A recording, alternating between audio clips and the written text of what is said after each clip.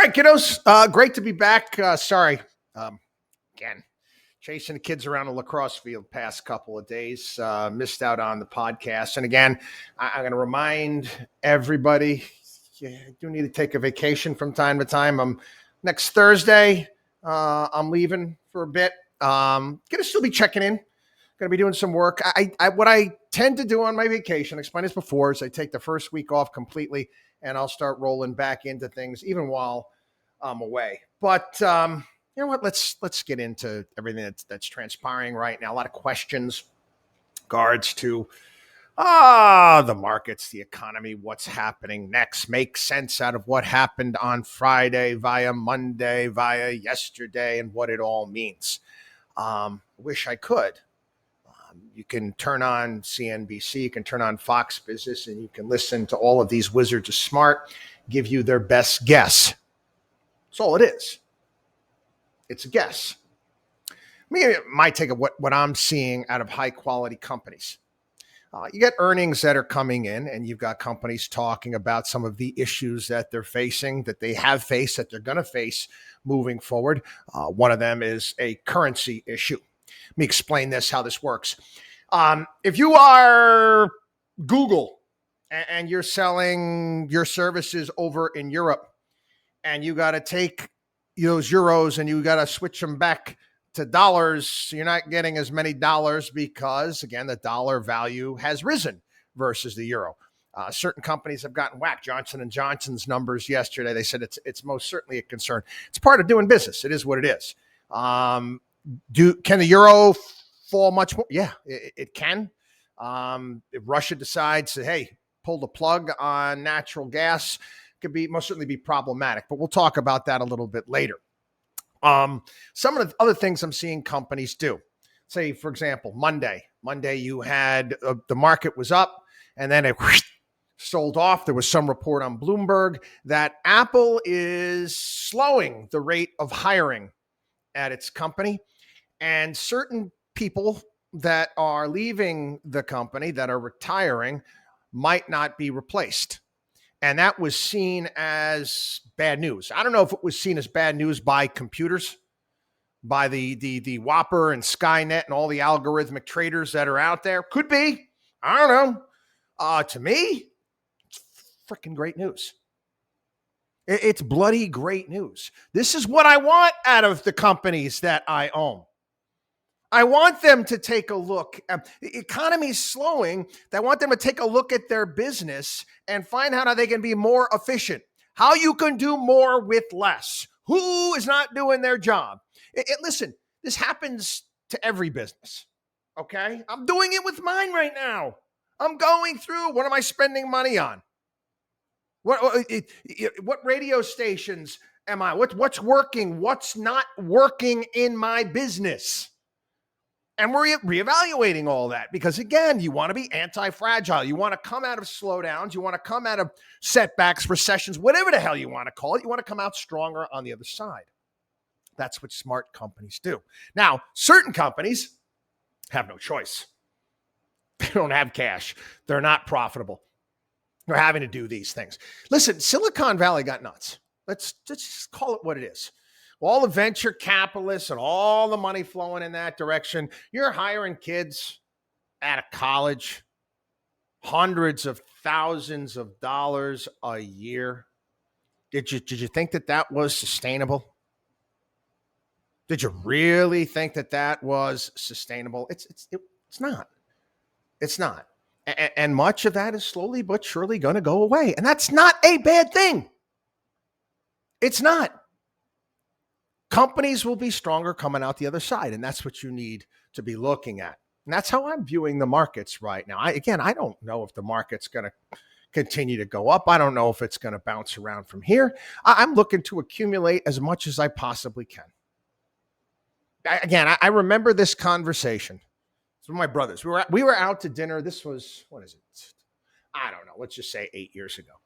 We were out to dinner, and we were reminiscing about the menu. We called it the menu of all of the great companies that were on sale back in 2008, 2009. And man, oh man, we were telling people you got to take advantage, you got to own these companies down here. And we were extraordinarily bullish on what was going to happen next. And guess what? We weren't bullish enough. I wish I had done a better job on this show convincing people what the right thing to do and the wrong thing to do is. I wish that was the case now. I wish I was better at what I do. I wish I ran a better show where I could have convinced more people not to do stupid stuff, to take advantage. Take advantage of when things go down, especially high quality things. Anyway, housing. Again, it's always presented by people out there as awful, terrible. Housing prices are coming down, whatever it may be. It's funny. I'm looking around, kind of preparing. I've got a couple years before my son's going to finish up high school, and I am out of here. Dennis Miller back in the show. I'm out of here, gone. And there's a couple spots down in Florida that I'm familiar with that, I'm thinking about moving to. We've got people looking, real estate agents in both of those markets. And our agent in one of the markets had a family issue and has to take a leave of absence. And we get these other agents, and I get an email talking about, well, the market has softened a little bit, because again, I'm telling everybody, everything's coming down. They're like, well, no, it's a hot market. I'm like, it's not going to be that hot for that long. Well, the market has softened a little bit. The market for certain types of buildings, we're still seeing bidding wars. I'm like, oh, that's nice. I'm not going to participate. You think I'm going to be FOMO on housing or any sort of asset class when it's at its highs? No, this is the problem. You got to be FOMO now on things that are down. Okay. And as far as real estate is concerned, it's much better if it comes down. Now, again, we have to increase the inventory that's out there. And many of the home builders are like, still, our building material costs are still too high. Our regulatory costs are still too high. You're going to have to get these things down in order us to, keep building things. I don't know. Again, you get the various different advocacy groups, and I haven't done any deep enough dive into it in their margins. But let's just say they're home builders. They're going to continue to build homes. Okay. They're going to continue to build homes. I mean, I laughed when I was last down it was beginning of June. I was down in Florida, and we were looking around, and it was a home builder, and went to go take a look at this model, and the ones that they had were coming up being built, and they're giving me the prices on these things. I laughed out loud. You got to be bloody kidding me. Okay. Listen, I'm not a contractor, but I'm not stupid either. Okay. I understand. I said, you're selling this for this? Thanks. No, thanks. I'm good. Have at it. Best of luck to you. Have a nice day.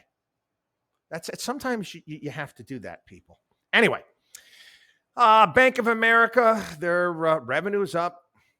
Consumer strength, profit is down a little bit, and their CFO saying that the consumer is in great shape. Kind of hearing this. I think that there's several different kinds of consumers out there. I really do. And we shall see. Again, I'm out and about, and for the most part, things are pretty busy. Pretty busy, when I'm in hotels, depending on where it is. I was kind of go off the beat track here. I was in Baltimore. Sunday, Monday, and Tuesday. And I stayed at a hotel. Inner Harbor, Baltimore, Marriott Waterfront. And I hadn't been there. We used to stay there on a regular basis for lacrosse tournaments when my kids were much younger. And I hadn't stayed there, I think, since 2016. But prior to that, many occasions. And it was a hustling, bustling hotel. The service was excellent. in the restaurant and the bar area.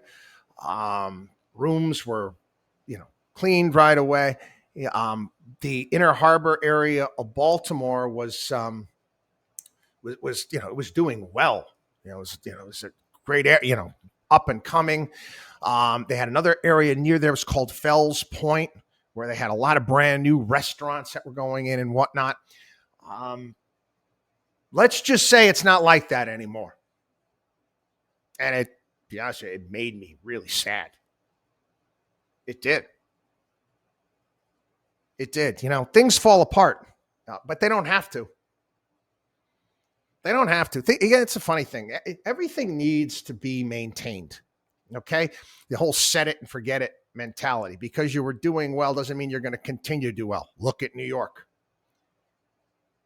But along the Inner Harbor, these tourist areas, tons of garbage in the water. The homeless problem, it's out of control. Areas where we used to walk with the kids. This is when they were young, 9-year-olds through about 15-year-olds. We take them out to restaurants in Fells Point. I think Chaz Palminteri had a restaurant there. No way. You're not walking there now. You're kind of you got to limit your area. I went for a walk and around with my son, and I'm like, jeez. Boarded up restaurants, buildings, retail, and it's again we got a long way to come back, and many of these urban areas have really got to figure stuff out because it was a mess. Anyway, I saw this. I make fun of him on a regular basis. I've been making fun of him over the years, but he does, from time to time, we happen to see eye to eye. We agree, and that's Larry Summers. Larry Summers, I call him the smartest man in the world. Just ask him. He'll tell you. Well, he was being interviewed talking about the Federal Reserve and how the Federal Reserve lost its way. Lost its way. Again, this is like a watchdog on Wall Street echo by Larry Summers. Federal Reserve lost its way by talking about the environment and social justice while dismissing inflation concerns. And he talks also about the groupthink within the Federal Reserve. And he's right. And we told you so for a long period of time. All right. Next story. Again, in the old days, you might hear me yell and scream about things like this. You might, okay? But I learned. I said, hopefully you get older, you get wiser. It's an exercise in futility. It really is. There was a book that was out. He's written many books, and they're great. Peter Schweitzer, he talks about all of the corruption in Congress. And the thing is, he's an equal opportunity basher. He goes after Republicans and all their deals and Democrats. It doesn't matter, and all the crap that they've been involved with. And how insider trading can put me in jail. But if you're a member of Congress or a staffer, nah. Oh, I know they tried to clean it up a little bit with the Stock Act because they got caught. But let's be honest here. Okay, it's all BS. Now, a story comes out. Nancy Pelosi is urging the passage of this CHIPS Act. It's going to be, in essence, taxpayer subsidies for the semiconductor industry here in the United States. And we'll discuss this as well. But it just so happens that, again, her husband and obviously through her, bought millions of dollars worth of stock prior to her support for this. It's not the first time this has happened. Quite frankly, it's not going to be the last time. And quite frankly, Nancy Pelosi's not the only one that does this. Why I don't get angry over stuff like this. My brother Matthew bought me, and I had already read the book, but it was one of the neatest gifts I ever got. We used to do Secret Santa at Christmas time. And the rules are, families, you can only spend a certain amount of money on the person, one person. And I always thought that was neat because I'm not big on getting gifts. I love getting people gifts, but I'm sorry. I'm not a big believer in gift cards. I'm not. I'm like, here you go. Here's no thought involved into your gift. There's a gift card to Amazon. I just, I think that there should be some thought put into it. But anyway, my brother Matt, he got me a first edition Animal Farm. And, I love that. And I thought about this Pelosi story, and I've mentioned this before. Is it all animals are equal, but some are more equal than others? It's a reality, is it not? All animals are equal, but some are more equal than others. In the Declaration of Independence, when Thomas Jefferson was talking about all men are created equal. Again, was talking about being equal under the law. And we all know that's not the case in this country. Now, we can call for legislation, we can call for rules, but again, who's writing these rules and who's enforcing these things? Are you kidding me? Are you going to let the inmates run the asylum? No. The problem is that we choose these people. Nancy Pelosi is up for re-election, and she will win in a landslide.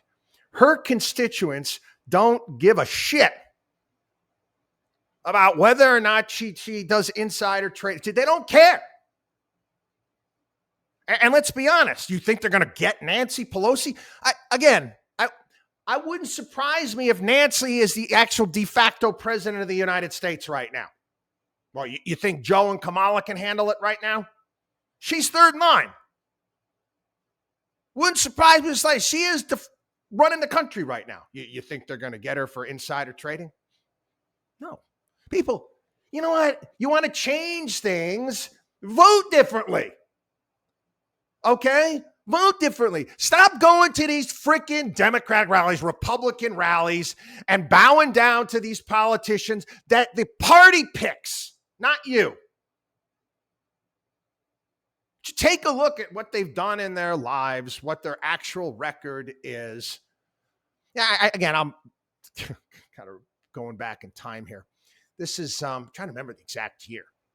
I remember what was going on. It was Charlie Crist. Charlie Crist was a Republican governor, say Florida, and he was going to run for Senate. And he had this upstart, Marco Rubio, that was taking him on. And the Republican Party, they didn't want any part of Marco Rubio at all. There's a pecking order that you have to go through. You've got to go through the party. And they wouldn't support him. And as it turns out, Marco Rubio ended up kicking his ass. And Charlie Crist went from being an independent to then being a Democrat. Now he's running against DeSantis for governor as a Democrat. Again, stick his finger up in the air, see which way the wind is blowing. Again, if the Communist Party would take him and he think he'd have a chance at winning, he'd join that too. Doesn't matter. It's Charlie Crist. I'm not saying that. All I'm just saying is that's how these things are run. And it's pathetic and sad. And this is why members of Congress are allowed to take advantage of us on a regular basis.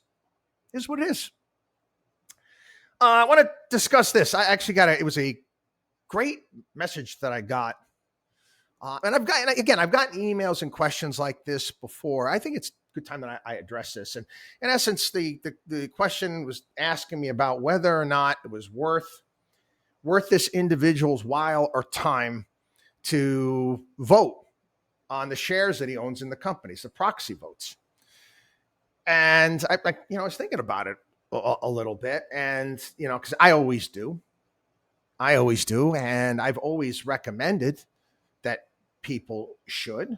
I understand people's thought process right now, especially with the various different, shareholder and proxy groups that are out there that try to drive things in a certain direction. Do I think that you should try to have your voice heard? Yeah, I do. Hopefully there's going to be some changes happening moving forward, which in regards to ETFs.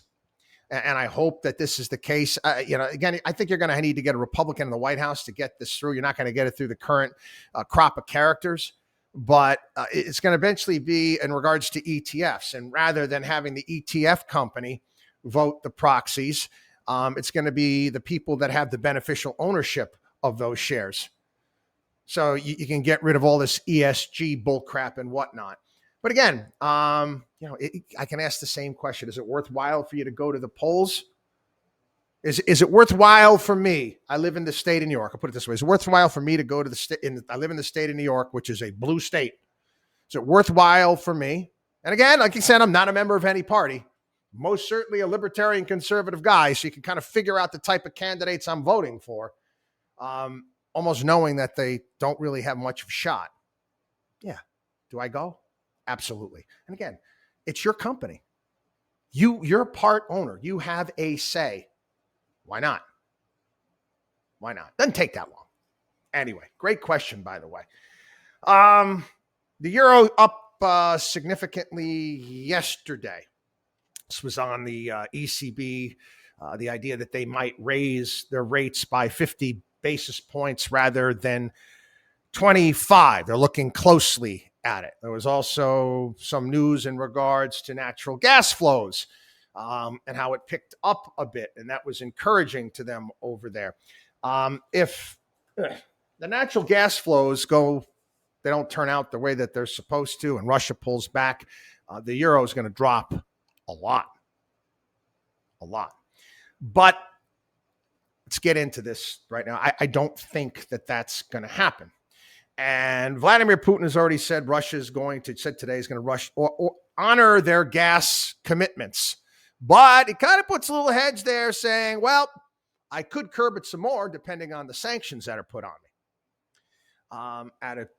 Europe, Germany, German Employers Association warns of historic crisis over Russian gas cut. German energy giant warns of insolvency within days. Europe rolls out plan to conserve gas amid fears Russia will tighten taps. The guidelines call on countries to cut gas consumption by 15%, reductions that could be mandatory in emergencies. I don't think, well, he says he's not, but I don't think that they're going to cut off the gas supplies because he's already won. Okay. I talked about this months ago here on the program. And again, nobody wanted to listen. And again, a lot of the Republicans don't want to listen. And the crop of freaking generals that they continue to parade on Fox News continue to tell you that we can actually beat Putin. Ukraine can actually win. That's horseshit. How is that possible? It was checkmate. Checkmate. It's as simple as that. You've got Europe reliant upon them for natural gas. You don't think that Germany right now is slow walking its arms commitment to the Ukraine? Yeah, checks in the mail type of a situation. Of course they are. Wait, you think that they want to shut industries down? You think that they want to start picking and choosing which industries are going to be able to stay open and which ones are not? No. Okay. Vladimir Putin's not stupid. Okay. He's not stupid. He understands. Like I said, he's been playing 3D chess and the rest of the world is playing Candyland, for crying out loud. And again, we see Russian troop deaths and all this, and look at this, Ukraine's going to win. No. It's again, Europe is completely reliant upon them. I know. They're now starting to try to sign more gas contracts, liquefied natural gas with the United States. You know what? They should have done that from the get-go, but they didn't. I'm sick and tired of seeing people on TV. It was CNBC this morning. They had one of the reporters there. What's his name there? And I happen to like the guy. His name, is slipping right now. I'm sorry. But I haven't, like when he's on. But he, talking about what's happening in Germany. He's at a German steel plant. And, what happens if the natural gas gets shut down? And this is all because, Vladimir Putin is doing all of this stuff. Wait a second. Okay, let me ask you a question. World War II, were we relying upon Germany to build us tanks to fight them? I mean, you do understand supply chains here. I mean, this was as plain as day. Even Obama understood this, didn't do anything about it. Trump actually did push the envelope when it comes to this, and also NATO's lack of commitment when it came to spending money in regards to defending itself. And he was poo-pooed. He was a jerk. Oh, he's doing his things. Oh, it's going to ruin our cocktail parties over at Europe. Oh, Angela Merkel's wonderful. Bullshit. This is some of the dumbest things I've ever seen in my entire life. And you got Richard Blumenthal and Lindsey freaking Graham wanting to call Russia a terrorist state, putting them on with North Korea and Iran and whatever other terrorist state, Syria. Huh? How, again, none of this makes any sense. There's no thought involved in any of this. And then again, just like I told you, the amount of underhanded fraud and crime and theft that's taken place right now in the Ukraine. Zelensky fired the head of his security service, and announces hundreds of criminal treason cases. Guess what? The weapons that we are sending over there are being sold on the black market. You have a Republican member of the House. Oh, they don't care for her right now. She's Ukrainian. Republicans don't like her. She's Ukrainian. Her name is Victoria Spartz. And she's been lobbying criticism against Zelensky. And again, she's been over to the Ukraine throughout this entire thing 6-7 times. 6-7 times she's been over there. She's Ukrainian. And they keep telling her, these Republicans, shut up. And they're trying to put her out there like she doesn't know what she's talking about. Really? And you know more, Lindsey Graham. Again, this is what happens. This is what happens when you get the idiots of the world, and we're included in this, decide to put our energy policy in the hands of what was her name there? That Scandinavian kid, Greta. Huh? You're going to put her in charge of the world and everything we're going to do with this utopian BS. How's that working out? Yeah, Europe, Germany, we're shutting our nuclear power plants down. Read that last week. What are you, stupid? I mean, it hurts my head. You're complaining, you're moaning, groaning, yet you're not doing anything about it. Oh, I know, you're going to buy more LNG from the United States. Well, guess what? Current president of the United States is not letting us go out there and build the pipelines to actually get the LNG that you need. So now what? What can you do? What can you do? You do realize this? I learned this today. West Virginia alone has greater natural gas reserves than all of Russia. Now, how in the world, okay, if we were smart, we'd take advantage of that. Would we not? When we build a pipeline to get that natural gas, get it to the Atlantic, so then you put it on air, can convert it to liquefied form, get it on a boat and ship it over to Europe? Yeah, it sounds like a pretty good idea. How flipping way is that going to happen? Not with these current crop of characters that are running the show. You know this, and I know this. It's stupid. It's a 1 year anniversary. 1 year anniversary of Joe Biden predicting that inflation was going to be temporary. 1 year. Yeah. Again, it wasn't just Joe Biden. It was Janet Yellen. It was the Federal Reserve. It was Alan Blinder. It was Paul Krugman. It was all of the left-wing economists out there that don't know their ass from a hole in the ground. They don't. I've spent, I don't have a PhD in economics, but it's safe to say that I'm do a hell of a better job than they do.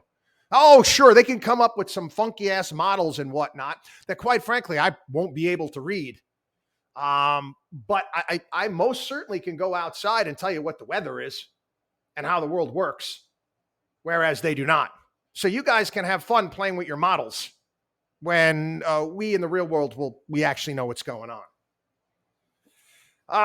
This chips bill, last thing was in the Senate last night. It passed a procedural vote. I think you had 13, 14 Republicans sign on to this. I think Bernie Sanders was the lone Democrat that didn't support it. He had two dueling op-eds in the Wall Street Journal. The editorial board talking about how Congress is going all in for computer chip subsidies, and again, it's corporate welfare. It's called what it is. It's corporate welfare. And you got the CFO of Ford and the CEO of Intel, the Wall Street Journal, talking about how Congress should support the semiconductor industry. I'm going to be honest with you. I don't know the answer to this. I don't. Again, I am a free market libertarian guy. I don't think that the government should ever pick and choose winners and losers. And most certainly, they're giving a huge break to the semiconductor industry because let's be honest, okay, that they keep talking about how China and South Korea and Taiwan, they support these industries and it puts us at an unfair advantage. Well, they do that with many different things. Are you going to subsidize every company in the S&P 500 because other countries cheat? But on the flip side as well, we have made poor choices as a nation for a long period of time. And let's be honest here, people, we've offshored supply chains and things that are incredibly important in the same way that Europe has, said, hey, we're going to go all in on Russia. No balance involved. I said, it's amazing. I'm able to diversify portfolios. It's amazing how these people in charge, they decide to go all in on certain things. And it, again, makes us much, much weaker. So again, I'm still playing tennis with this story in my mind. I really don't know. I really don't know what the right answer is. But again, I'm not a fan of public-private partnerships by any stretch of the imagination. I'm not. But again, we're in a dire predicament right now when it comes to computer chips. No doubt about it. Anyway, have a great day, everybody. WatchDogOnWallStreet.com is our site. WatchDogOnWallStreet.com. God bless. We'll talk to you tomorrow.